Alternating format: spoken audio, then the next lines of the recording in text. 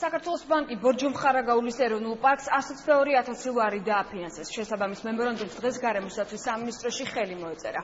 საქართველოს ბანკი სამინისტროსთან უკვე 3 წელია თანამშრომლობს და 2009 წლიდან დღემდე 245,000-მდე ლარი გამოყო.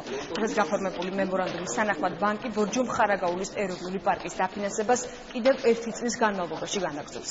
თანხა პარკის მოვლას და მიმდინარე ხარჯების დაფინანსებას მოხდება.